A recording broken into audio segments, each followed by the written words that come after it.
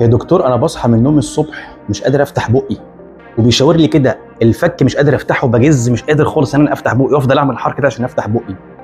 او حاجه تانية، يا دكتور انا طول النهار وانا شغال مش حاسس باسناني وعمال اجز عليها، بعد شويه بلاقي الفك قفش معايا. حد تالت، يا دكتور انا اسناني كويسه جدا ونظيفه وبغسلها كويس بس بحس بوجع مع الحاجات الساقعه قوي. ايه المشكله وايه سبب المشاكل دي كلها؟ المشاكل بتاعت الحاجات دي بيكون حلها حاجه واحده او مشكلتها حاجه واحده، الجز على الاسنان. ان المريض بيجز على اسنانه. يعني ايه الجز اصلا؟ الجز على الاسنان ده معناه ان المريض بيجيب الاسنان بتاعت الفك اللي فوق والفك اللي تحت بيحتكوا ببعض جامد جدا.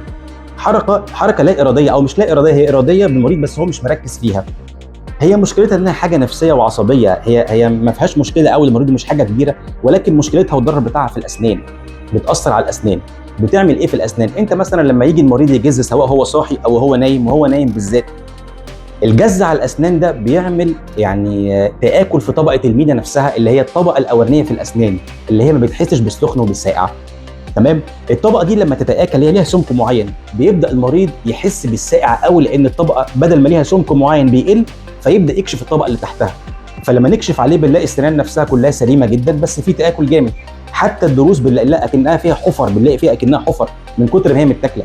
الحفر دي نتيجه تاكل طبقه المينا ممكن تعمل تسوسات مع الوقت، لان المينا لما بتكون كتير تقاوم شويه في التسوس، انما لما تتاكل خالص بسهوله الضروس بتسوس، فبتظهر حساسيه اسنان.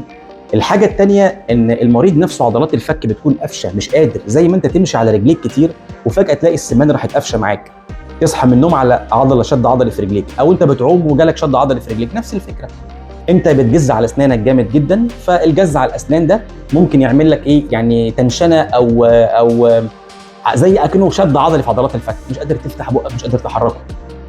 الحاجه الثالثه اللي على المدى البعيد برضو مع الجز ده كتير، بيعمل تآكل في عظم الفك اللي هو ماسك السنان، فبالتالي بيحصل تآكل في اللثه اللي هي مغطيه العظم، فبالتالي على المدى البعيد بتلاقي السنان بتلخلخ وتروح واقعه مع الوقت.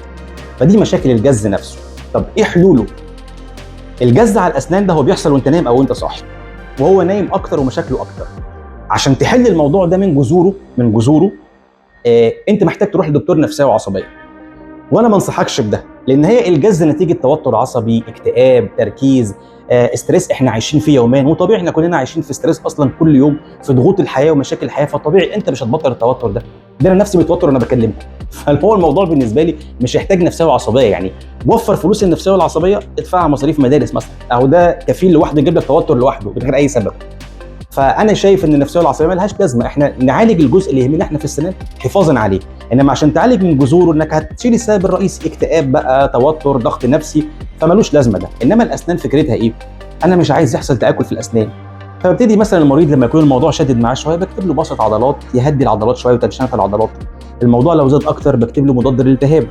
وقبل ما ينام بالليل بنعمل له حاجه اسمها نايت جارد، زي كاوتشه كده بيلبسها وهو نايم، بحيث لو هو جز على اسنانه وهو نايم بالليل ما يبقاش فيه تآكل في الاسنان، بيحمي طبقه المينا بتاعت الاسنان، وفي نفس الوقت بيقلل الضغط على عضلات الفك نفسها وهو نايم. بعد ما بيلبس بقى النايت جارد بيعض على اسنانه عادي، مفيش منها مشكله وخلاص، ده بالليل. طب احنا بقى مثلا واحنا صاحيين الجز على الاسنان، يعني انت المفترض طبعا ايه كشويه نصايح كده، بلاش بقى نحمل على الفك جامد، بلاش ناكل لبان كتير، بلاش ناكل اكل خشن زي المكسرات، او المكسرات غليت برضه فوفر فلوسها لمصاريف المدرسه زي ده، فيعني خلينا احنا اكل خشن نمنعه خالص. حته مثلا ايه، التوتر العصبي بتاع اليوم، حاول انت ما تركزش، او حاول انت تركز ان انت ما تجزش على اسنانك، او ما تركزش مع التوتر بتاعك فما تجزش على اسنانك. بس طبعا الموضوع ده انا مش مقتنع بيه، انا بديك نصيحه وانا مش مقتنع، ان انا اصلا مش هبطل توتر، انا كعمرو يعني مش هبطل توتر وانا بتكلم معاك. وانت صاحي دي ملهاش حل، لو انت عرفت تلاقي لها حل اكتب لي في كومنت بس، يبقى ايه خدت فيا ثواب، ربنا يجازيك خير.